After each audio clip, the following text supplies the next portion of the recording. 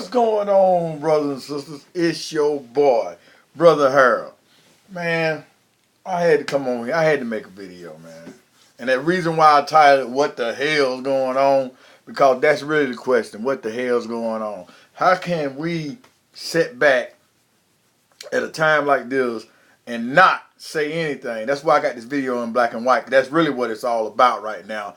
You know, it's a black and white issue. Black people being killed, and these cops and stuff that, what, quote unquote, just happen to be white doing the killing. But anyway, but the funny thing about it, that's something that I don't really understand is, I go to work today and it's like, don't nobody want to say nothing about it. Don't nobody want to address it like it ain't never happened. And that really, brothers and sisters, that really kind of got your boy, Brother Harold, kind of upset because I'm trying to figure out, what we need to do, brothers and sisters. We need to sit down and we need to have a good old talk because we can't close our eyes anymore about this racism thing. It's alive and well. It's right before us. It's the big black and white elephant that's sitting up in the room. Time out for acting like it don't exist because it does. It always have been. It ain't went nowhere. And if some people don't get a change of heart, ain't gonna buzz hell wide open. I'm gonna tell you right now. Like I said, this is my YouTube channel and everything, brothers and sisters. I'm gonna tell it like it is, because it's so much going on right now, so much happening, and like I said, we can't ignore it no more. We can't ignore it no more, So I get on Facebook, say some things, what they block me, what ain't no telling, what for what. I'm always about trying to encourage somebody, trying to uplift somebody, but now I'm blocked. But anyway, I don't even care about that no more. The heck with that. You know, this issue right here is something that Brother Harold done touched Brother Harold's heart. Like I said, you look and you see it. You see something going on all the time. Like I said, I got a lot of white friends and everything, and we talk all the time about any and everything. But when it come down to that lines being crossed, when something happen, such as this, you go to work in silence. Ain't nobody saying that. So, what's going on? I mean, it's like, I know you see the news, you know what I'm saying? Let's talk about this thing. Then again, you know, some people just feel like, they feel uncomfortable. They don't know what to say about it. So, so I'm trying to look at both sides. That's why I want to make a video, because when I got home, Kimberly, my sister in Christ, Kimberly Thompson put a response, put a comment up that kind of really touched my heart to really want me to make this video. It says, "I agree with you, Harold. I'm so sorry. My heart hurts for the two recent ones and all that they had to endure. This stuff is absolutely ridiculous," which it is. What's going on is absolutely ridiculous. It says, when each person finally passes away, what they don't realize and come out of this flesh and have only their soul and spirit, and they see no more, then you see no more color. Man, then you see no more color as it is. I bet some are going to be scared because they know ain't nobody going to heaven with hate in their heart or the judgment of their skin color. And like she said, what my sister's saying is absolutely right. You can't make it in, brother, sister, with just hate in your heart. One way or other, you got to deal with it. Cause like I said, the day gonna come, color ain't gonna make no difference. So we need to start getting used to that right now. Quit separating ourselves and learn how to come together, learn to talk about issues, learn to talk about really what's going on. You know what I'm saying? I mean, it's like, when Brother Harold went to work today, man, it was just like, I remember back when I was growing up and when Roots came on. I went into work, man, all my little white buddies, my white friends, whatever, wouldn't nobody even talk to me. Everybody, so what it is, I don't understand. I mean, me as a black man, I don't understand. Now, praying for I leave home, praying to make it back home, and hope to God that I can make it home without getting shot, without getting killed. Man, it's just crazy, man. Some shit something got to be done. Something got to be done. First of all, we need to start talking to one another about these issues and bring stuff out on the table, because a lot of people, like I said, got stuff in their heart, and A lot of people were born in this type of racism stuff or whatever.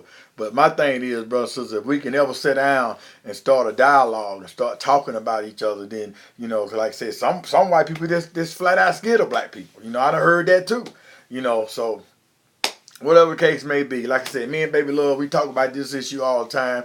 You know, me and Baby Love, we call it for what it is. You know, to me, you know, I look at it as you either good or you bad. You either doing the right thing or you doing the wrong thing. You know, but then again, you look at so many black men getting shot down. You know, I mean, what's going on? I mean, what is this? So it calls you to look at skin color. So I think what we need to do, brothers and sisters, we need to really actually talk about it. Because I can remember the issue one time when, you know, years ago, I got invited to preach at a church in the area, in the Boiling Spring area. I ain't gonna call it church. I ain't gonna put them on blast like that. But anyway, it's a predominantly all-white church, and one of the deacons invited me to speak. I've been talking to the pastors. They wanted me to come up there and deliver a message and stuff. And me and the pastor talked on the phone. You know, he was telling me about some issues or whatever, you know, about what's going on in the congregation, whatever, and everything. Because ministers, they do that. So, to make a long story short, your brother Harold, you know, he prepared the message. God gave the message. You know, so I'm going to deal with the love issue in this situation. So, I tell my family about it. So, we caravan up, got the whole family. We riding about 3 deep, you know, carloads or whatever.